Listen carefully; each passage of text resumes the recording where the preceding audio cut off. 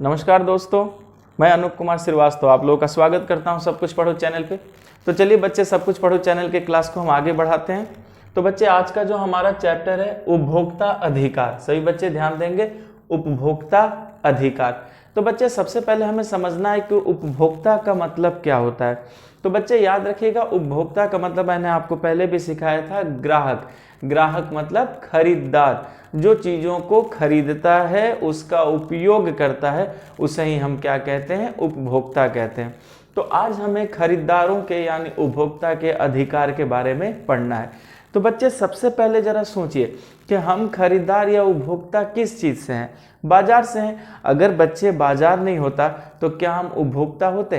तो हमें सबसे पहले समझना है कि बाजार में जो हम हैं, हम उपभोक्ता, वो क्या है। पूरी बात समझ में आ गई बच्चे?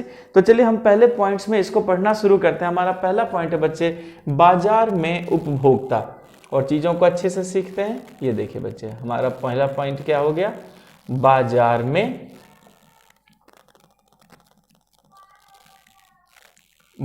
में उपभोक्ता। क्लियर है बच्चे? ठीक है ना। तो चलिए सीखते हैं बाजार में उपभोक्ता। बच्चे, सबसे पहले अगर हम अपनी बात करें तो याद रखिएगा कि हम जो है बाजार में दो तरह से भागीदारी करते हैं। इसका मतलब है कि हमारी भागीदारी बाजार में दो रूप में है। जरा इसको समझने की कोशिश करते हैं बच्चे, कि जो हमारी भागीदारी अगर बाजार में देखा जाए तो बच्चे क्या है, दो रूप में है। पहला तो हम खुद उत्पादक भी होते हैं। इसका मतलब है बच्चे, हम भी क्या करते हैं कि वस्तु एवं सेवा का क्या करते हैं बच्चे, उत्पादन करते हैं। तो इस बात को हमें याद रखना है कि हमारी भागीदारी बाजार में दो रूपों में है बच्चे। क्या है हमारी भागीदारी बाजार में? दो रूपों में है। पहला तो हम उत्पादक भी हैं, और उत्पादक में हम क्या उत्पादन करते हैं, वस्तु एवं सेवा का। लेकिन जरा सोचिए बच्चे, क्या हम सिर्फ उत्पादक भी हैं या हम उस चीज को खरीदते भी हैं? बच्चे, खरीदते भी तो हैं। इसका मतलब है कि हम बाजार में एक तरह से उत्पादक भी हैं और एक तरफ से क्या है, हम उपभोक्ता भी हैं। और उपभोक्ता भी किस चीज के हैं बच्चे? तो उसी चीज के उपभोक्ता हैं, वस्तु एवं सेवा का। तो हमने सबसे पहले ये देखा कि हमारी भागीदारी बाजार में दो रूपों में है। पहला तो हम उपभोक्ता भी हैं और दूसरा हम क्या हैं, उत्पादक भी हैं। उत्पादक के रूप में हम बच्चे वस्तु और सेवा का उत्पादन करते हैं, और उपभोक्ता के रूप में फिर उसी वस्तु और सेवा का क्या करते हैं, हम उपभोग करते हैं। और याद रखिएगा कि उत्पादक के रूप में वस्तु और सेवा का हम उत्पादन तो करते हैं, लेकिन याद रखेंगे कि हम जो हैं उत्पादक के रूप में तीनों क्षेत्रकों में लगे हुए हैं। याद रखिएगा बच्चे, क्या है, तीनों क्षेत्रकों में हम उत्पादन का कार्य करते हैं। इस बात का याद रखिएगा बच्चे कि तीनों क्षेत्रकों में हम क्या करते हैं, उत्पादन करते हैं। मैंने आपको तीनों क्षेत्रकों के बारे में बताया था बच्चे, प्राइमरी क्षेत्र, प्राथमिक क्षेत्र, द्वितीय क्षेत्र और तृतीय क्षेत्र। तो हमने देखा कि हम उत्पादक के रूप में वस्तु और सेवा का उत्पादन करते हैं, और हम अर्थव्यवस्था के तीनों क्षेत्रकों में कार्यरत हैं। उसी तरह उपभोक्ता के रूप में हम क्या करते हैं कि बाजार से फिर तीनों क्षेत्रकों से इसी वस्तु और सेवा को हम क्या करते हैं, खरीदते हैं। तो बच्चे देखिए, कितनी अच्छी बात है कि हम उत्पादक भी और उपभोक्ता भी हैं। हम तीनों क्षेत्रकों में, प्राथमिक क्षेत्र, द्वितीय क्षेत्र, तृतीय क्षेत्र में उत्पादन भी करते हैं, और फिर बाद में उसी उत्पादन को हम जा करके बाजार से क्या खरीद लेते हैं बच्चे, खरीद लेते हैं। और याद रखिएगा कि लोगों द्वारा उपभोग किया जाने वाला वस्तु ही क्या होती है, अंतिम वस्तु। और हम जिस चीज को खरीदते हैं या हम जिस चीज का उपभोग करते हैं बच्चे, वो क्या होता है, अंतिम वस्तु। यानी अंतिम वस्तु का ही हम क्या करते हैं, उपभोग करते हैं। इसीलिए हम बाजार में क्या हो गए, उपभोक्ता हो गए। मैंने आपको अंतिम वस्तु भी समझा दिया था। तो देखिए बच्चे, इस ग्राफ से हम कितनी बखूबी समझ सकते हैं कि हम तीनों क्षेत्रकों में उत्पादन करते हैं, फिर उसी उत्पादन को हम वस्तु और सेवा के रूप में खरीदते भी हैं। जिससे हम खरीदते हैं वो अंतिम वस्तु होती है, और उसी अंतिम वस्तु का हम क्या करते हैं, उपभोग करते हैं। और उपभोग करने के कारण हम क्या कहलाते हैं बच्चे, तो उपभोग के कारण ही हम क्या कहलाते हैं, उपभोक्ता कहलाते हैं। पूरी बात समझ में आ गई? ठीक है। लेकिन बच्चे एक बात याद रखिए क्या हम उपभोक्ता के रूप में, क्या हमें बाजार में किसी तरह का खतरा नहीं है तो क्या जरूरी है बच्चे कि हमें सही वस्तु और सेवा ही मिल जाए? क्या वस्तु और सेवा में गुणवत्ता सही हो, वस्तु और सेवा टिकाऊ हो, हमारा साथ दे? इसका मतलब है कहीं ना कहीं इस बात का खतरा बना रहता है कि जो वस्तु और सेवा हम खरीदते हैं क्या वो टिकाऊ है, क्या वो सहज है, क्या वो हमारे लिए उपयोगी है। तो सभी बच्चे याद रखिएगा कि उपभोक्ता को बाजार में सुरक्षा के लिए नियम और विनियम की आवश्यकता होती है। इसका मतलब हो गया कि जो उपभोक्ता है उसको बाजार में क्या चाहिए बच्चे? उसको बाजार में क्या चाहिए? सुरक्षा चाहिए। और सुरक्षा के लिए बाजार में क्या होना चाहिए? नियम भी होना चाहिए। और बाजार में क्या होना चाहिए? विनियम भी होना चाहिए। और नियम विनियम का क्या होना चाहिए? पालन होना चाहिए। तो सभी बच्चे ध्यान से देखेंगे तो याद रखिएगा कि बाजार में हम ग्राहकों को, अगर हमारी भागीदारी उपभोक्ता के रूप में है तो बाजार में हमें क्या चाहिए? सुरक्षा चाहिए। सुरक्षा कब होगी? जब बाजार में नियम और विनियम हो, और नियम और विनियमों को क्या होगा? पालन भी होगा। और याद रखिए ये दोनों क्या है बच्चे? आवश्यक चीज है। और एक बात याद रखिएगा कि अकेला उपभोक्ता क्या होता है बच्चे? वो कमजोर स्थिति में होता है। याद रखिएगा कि अगर मैं किसी चीज को खरीद कर लाता हूं तो मैं कमजोर स्थिति में हूं। क्यों? क्योंकि अगर वो चीज बिगड़ती है और मैं दुकानदार को जाकर बोलता हूं कि ये चीज आपने सही नहीं दी है, तो दुकानदार क्या करेगा? सारा उत्तरदायित्व, सारी जिम्मेदारी, सारा आरोप जो है मुझ पर ही लगा देगा, यानी खरीदार पे ही लगा देगा कि आपने ही कुछ गलती कर दी होगी, इसे सही तरीके से नहीं चलाया। इसका मतलब क्या है बच्चे? कि जो उपभोक्ता है वो बाजार में क्या है? कमजोर स्थिति में है। तो जरा समझते हैं कैसे। पहले आप इस ग्राफ को अच्छे से समझ चुके हैं बच्चे, तो मैं मिटा दूं इसे, ठीक है। और एक बात याद रखिएगा सभी लोग कि जैसे हम उपभोग करते हैं बच्चे, इसीलिए उपभोग जब करते हैं तो फिर हम क्या होते हैं? उपभोक्ता होते हैं। मैंने इसको आपको पहले भी समझाया, तो आप इस बात को याद रखिएगा। पूरी बात समझ में आ गई? ठीक है, तो चलिए इसे मिटाते हैं और देखते हैं कि हम कैसे कमजोर स्थिति में हैं। पूरी बात समझ में आ गई? आप बच्चे वीडियो को पॉज करके अच्छे से सारे पॉइंट्स को लिख भी सकते हैं, और बहुत ईजी है बच्चे चीज़ों को समझना, आप बखूबी चीज़ों को समझेंगे। क्लियर है? चलिए यहाँ पर सभी बच्चे ध्यान देंगे कि जो उपभोक्ता होता है वो अकेला उपभोक्ता कमजोर स्थिति में होता है। इस बात को याद रखिएगा बच्चे कि जो अकेला उपभोक्ता है, अकेला उपभोक्ता वो कैसी स्थिति में होता है बच्चे? वो बाजार में कमजोर स्थिति में होता है। क्या होता है? कमजोर स्थिति में होता है। क्योंकि मैंने अभी आपसे क्या बताया कि अगर कोई भी वस्तु बिगड़ती है या अगर शिकायत करता है, मान लीजिए कि अकेला उपभोक्ता क्या करता है? शिकायत करता है। शिकायत करता है तो जो दुकानदार है बच्चे, ठीक है, जिसने आपको सामान बेचा है, वो क्या करता है कि सारा उत्तरदायित्व क्रेता पर डाल देता है। तो याद रखिएगा कि दुकानदार ने क्या किया कि जो सारा उत्तरदायित्व है, सारा उत्तरदायित्व वो किस पर डाल देता है? क्रेता पर। क्रेता का मतलब होता है बच्चे खरीदार पर। तो आप देख सकते हैं कि यहाँ पर क्या प्रॉब्लम हो गई कि अकेला उपभोक्ता बाजार में कमजोर स्थिति में है। अगर वो वस्तु और सेवा का शिकायत भी करता है तो बेचने वाला सारा उत्तरदायित्व क्या करता है? क्रेता पर या खरीदार पर डाल देता है। क्योंकि वो अपने सर पर क्यों इल्जाम ले? वो सारा इल्जाम क्या करता है? उल्टा आप ही पर डाल देता है, और आप कुछ कर नहीं पाते, फिर चले आते हैं अपने घर। तो याद रखिएगा बच्चे कि इसका मतलब है कि कहीं ना कहीं बाजार में ये शोषण है। याद रखिएगा बाजार में क्या है? ये शोषण है। तो एक चीज याद रखिएगा कि अगर मान लीजिए कि ये चीज बाजार में शोषण है, तो आपको एक जानकारी दे दूं बच्चे कि शोषण भी कई रूपों में है। याद रखिएगा शोषण भी क्या है? कई रूपों में। तो हमने देखा कि उपभोक्ता का बाजार में क्या हो रहा है? शोषण हो रहा है। पर ये शोषण को अगर मैंने ध्यान से देखा तो ये शोषण भी क्या है बच्चे? कई रूपों में ये शोषण है। जैसे व्यापारी क्या करते हैं बच्चे? अनुचित व्यापार करते हैं। याद रखिएगा कि व्यापारी क्या करते हैं? अनुचित व्यापार करते हैं। अगर वस्तु की कीमत कम है तो आपको क्या बोलेंगे? बढ़ाकर बोलेंगे। अगर वस्तु खराब भी है तो उसकी सच्चाई आपको नहीं बताएंगे, किसी तरह वो चीज आपको क्या कर देंगे? बेच देंगे। या आपसे जबरन कहेंगे कि ये वस्तु लिए तो वो भी वस्तु लीजिए, इसके साथ ये वस्तु लीजिए।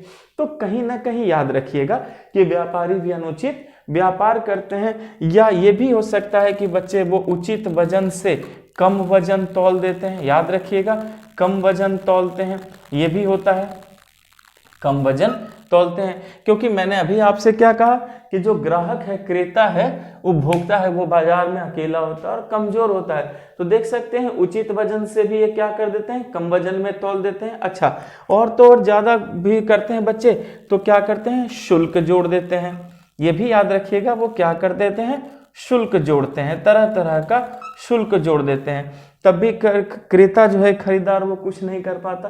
तो अगर ये सारी चीजें होंगी तो भाई ग्राहक तो परेशान होगा ही होगा। और याद रखिएगा ये तब होता है, हाँ एक चीज और केयर करना है बच्चे आपको, कि उत्पादक क्या है, शक्तिशाली हो गया और उपभोक्ता क्या हो गया, यहाँ पर कमजोर हो गया। ये भी बात समझ में आ गई, ठीक है। चलिए जरा इस चीज को आगे बढ़ते हैं और समझने की यहां तक आप समझ चुके हैं बच्चे अच्छे से, ठीक है।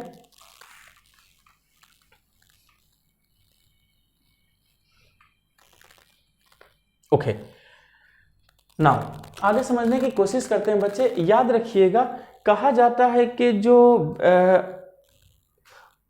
उत्पादक है वो बहुत शक्तिशाली हो जाता है। कब, अगर उपभोक्ता कम मात्रा में खरीदते हैं या बिखरे होते हैं। याद रखिएगा, मान लीजिए कि उपभोक्ता बिखरे हुए हैं, उनमें एकता नहीं और वो बहुत कम मात्रा में सामान लेते हैं, तो जो उत्पादक हैं वो अनुचित व्यवहार कर सकते हैं, अपनी मर्जी की चीज आप पर लाद सकते हैं, व्यापारी आपके साथ अनुचित कर सकते हैं। समझ में आया? तो याद रखिएगा कि जब उत्पादन बड़ी कंपनी होती है तो उसके बाद भी क्या होता है कि आकर्षित करने के लिए मीडिया और अन्य स्रोतों से गलत सूचना दे देते हैं। याद रखेंगे बच्चे कि यदि कंपनी बड़ी है, यदि कंपनी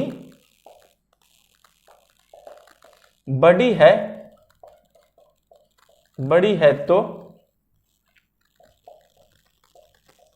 गलत विज्ञापन दे देते हैं, गलत विज्ञापन देते हैं,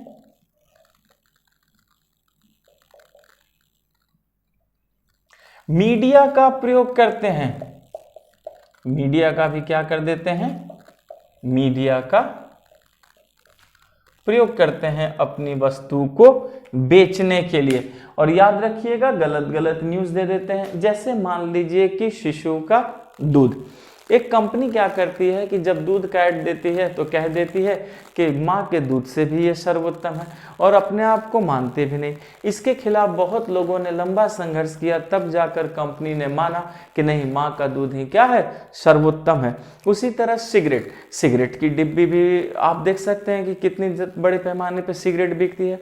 बाद में भी माना गया कि नहीं, सिगरेट भी सेहत के लिए क्या है, हानिकारक है। लेकिन उत्पादक क्या होते हैं, वो मजबूत होते हैं। अपनी वस्तु और सेवा को बेचने के लिए वो किसी भी हद तक मीडिया का प्रयोग करते हैं। पूरी बात समझ में आ गई बच्चे? ठीक, तो चलिए अभी तक की क्लास में हमने देखा कि उपभोक्ता जो है वो हमेशा क्या है, कमजोर स्थिति में है।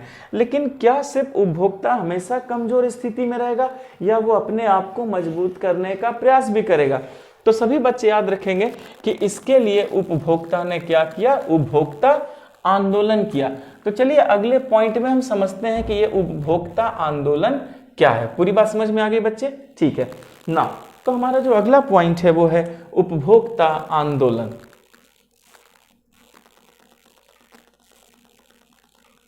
उपभोक्ता आंदोलन, सभी बच्चे याद रखेंगे कि इसका प्रभाव असंतोष के कारण हुआ है। याद रखिएगा कि उपभोक्ता आंदोलन का प्रारंभ क्यों हुआ है, तो ग्राहकों में असंतोष के कारण। तो हमने देखा कि ग्राहकों में इतना ज्यादा असंतोष था कि असंतोष के कारण प्रारंभ हुआ, क्या प्रारंभ हुआ बच्चे, ये उपभोक्ता आंदोलन। तो हमने देखा कि ग्राहकों के असंतोष के कारण उपभोक्ता आंदोलन तेज हो गया, क्योंकि विक्रेता क्या है, हमेशा अनुचित व्यवहार में शामिल थे। याद रखिएगा असंतोष के कारण हुआ क्योंकि जो विक्रेता थे, बेचने वाले, वो अनुचित व्यवहार में शामिल थे। अभी मैंने आपको सब कुछ सिखाया बच्चे, वो किस में शामिल थे, अनुचित व्यवहार में शामिल थे। तो हमने देखा कि विक्रेता के अनुचित व्यवहार के कारण तुरंत क्या हुआ, असंतोष के कारण उपभोक्ता आंदोलन का जन्म हो गया। और याद रखिएगा कि उपभोक्ता को बचाने के लिए कोई कानूनी व्यवस्था नहीं थी। इस बात को भी हमें याद रखना है कि उपभोक्ता के लिए कोई कानूनी व्यवस्था नहीं थी। तो हमने ये भी देखा कि उपभोक्ता के लिए क्या था, कोई भी कानूनी व्यवस्था नहीं थी और संस्थाओं को लोगों में जागरूकता लाने में कई वर्ष लग गए। एक बात याद रखिएगा बच्चे कि उपभोक्ता से रिलेटेड संबंधित कोई भी कानून नहीं थी, और अगर कुछ संस्थाएं इस बात को समझती भी थी तो संस्थाओं को लोगों में जागरूकता लाने में कई वर्ष लग गए। इस बात को भी याद रखिएगा कि अगर कोई संस्था भी थी तो संस्था को लोगों में जागरूकता लाने में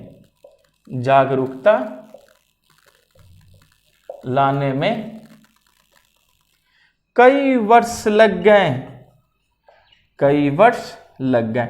इसका मतलब है कि बाकी ग्राहकों में, उपभोक्ता में भी जागरूकता का अभाव था, लेकिन संस्थाओं ने पूरी मेहनत की और लंबे समय तक मेहनत की लोगों में जागरूकता लाने के लिए, अपने अधिकार के प्रति, उपभोक्ता के अधिकार के प्रति। पूरी बात समझ में आ गई बच्चे?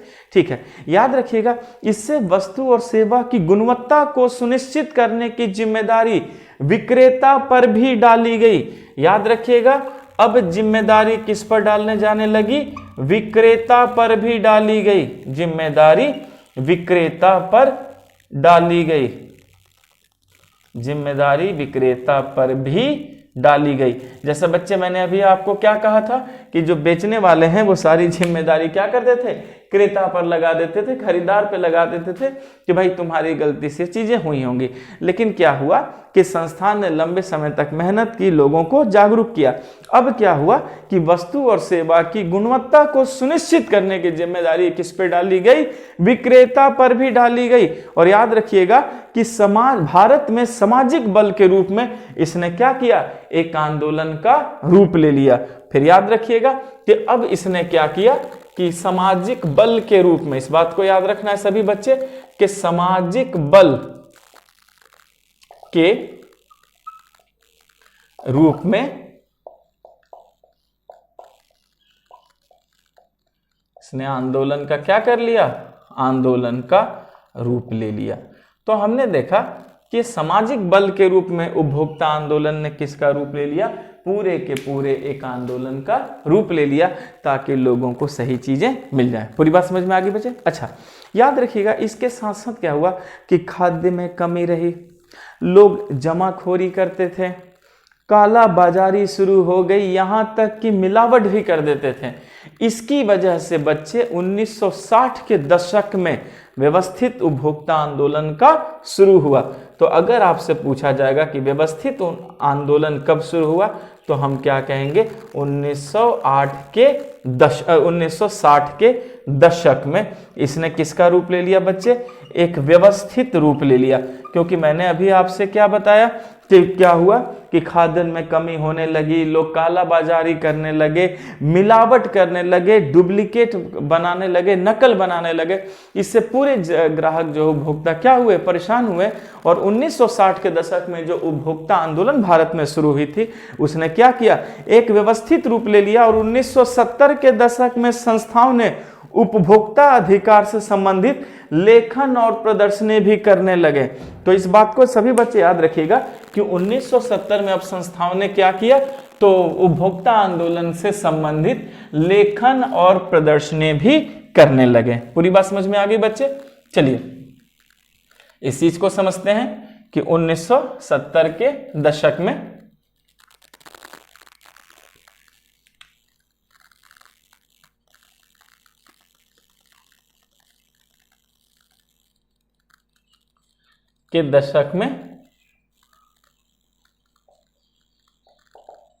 संस्थाओं ने लेखन एवं प्रदर्शनी शुरू की।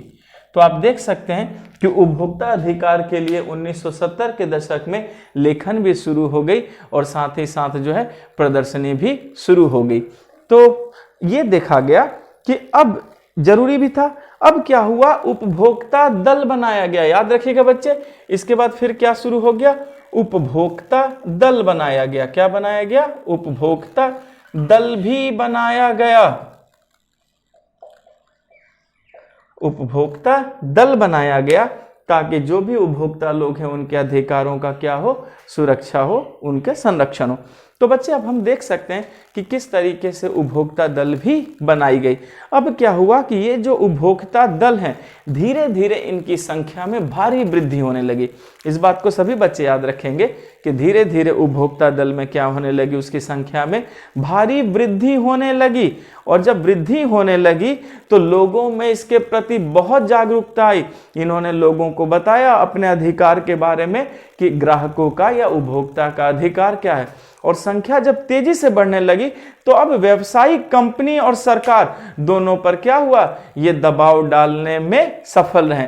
इस बात को सभी बच्चे याद रखिएगा आप लोग कि जब उपभोक्ता दल बने तो धीरे धीरे ये देखा गया कि उपभोक्ता दल की संख्या में काफी वृद्धि हुई और काफी वृद्धि होने से ग्राहकों में जागरूकता आई और सरकार और व्यावसायिक कंपनियों अब दोनों पर क्या इन लोगों ने दबाव डालना सफल हुआ। पूरी बात समझ में आई। तो आपने ये देखा बेटा कि धीरे धीरे उपभोक्ता दल की संख्या में वृद्धि हुई, संख्या में वृद्धि हुई। ठीक है, वृद्धि हुई, जागरूकता बढ़ती गई, क्योंकि बच्चे संख्या में वृद्धि हुई तो जागरूकता भी क्या हुई, बढ़ती गई। अब इन लोगों ने व्यावसायिक कंपनी एवं सरकार पर दबाव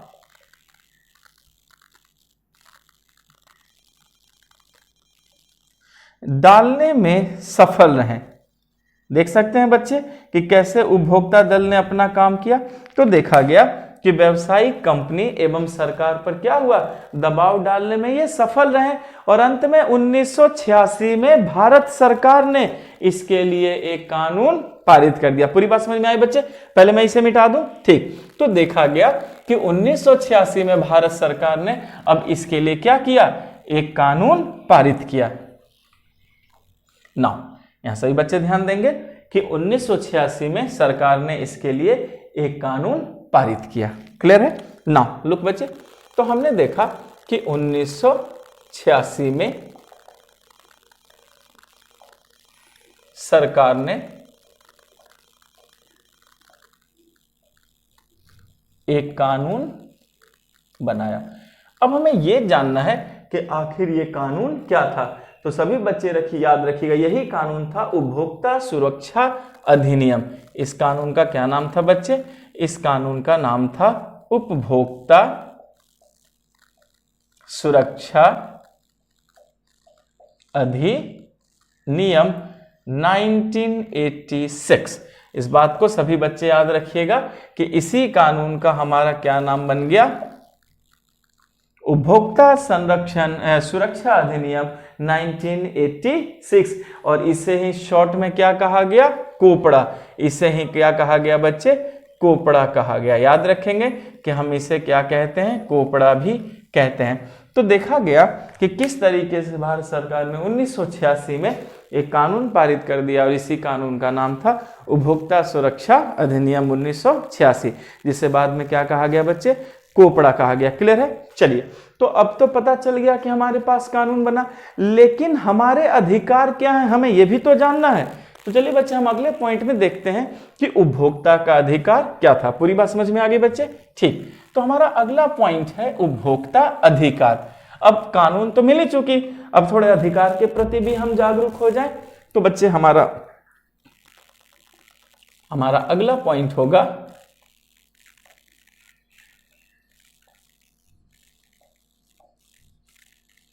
उपभोक्ता अधिकार।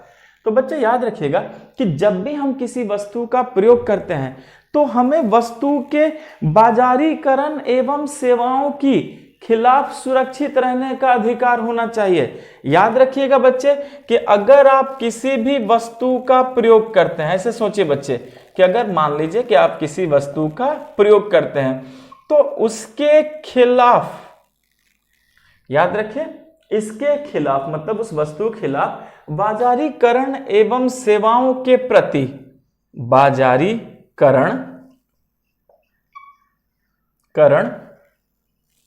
एवं सेवा के प्रति, याद रखिएगा बच्चे कि वस्तु के खिलाफ जो है बाजारीकरण एवं सेवा के प्रति सुरक्षित रहने का आपको अधिकार है, सुरक्षित रहने का अधिकार है।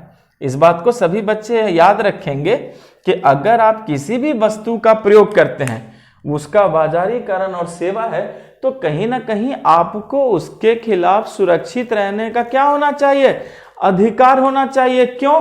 क्योंकि हो सकता है कि यह जीवन और संपत्ति के लिए खतरनाक हो। यह भी तो हो सकता है बच्चे, ये जीवन और संपत्ति के लिए क्या हो, खतरनाक हो, के लिए खतरनाक हो। तो आप सभी बच्चे इस बात को याद रखेंगे कि अगर आप कोई भी वस्तु या सेवा बाजार से खरीदते हैं तो उसके बाजारीकरण और सेवा के खिलाफ आपको अधिकार होना चाहिए, क्योंकि कभी कभी ये चीजें जीवन और आपकी संपत्ति के लिए क्या होते हैं, खतरनाक होते हैं। पूरी बात समझ में आ गई बच्चे? तो सब कुछ पढ़ो चैनल को ज्यादा से ज्यादा लाइक करें, शेयर करें, सब्सक्राइब करें। Thank you.